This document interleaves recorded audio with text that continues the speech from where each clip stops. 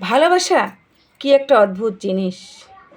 তুমি যদি কাউকে ভালোবাসো, পৃথিবীতে হাজার লোক, তবুও যেন তাকেই খোঁজো। পৃথিবীতে হাজার হাজার লোক কথা বলে, কিন্তু তোমার কানে তার কথাই যেন বাজে। এত লোকে ভালোবাসা দেয়, তবুও যেন তোমার মন তার ভালোবাসার জন্য আকুল হয়। কারণ ভালোবাসা শুধু শরীরের ছোঁয়া নয়, ভালোবাসা হচ্ছে দুটি মনের মিলন।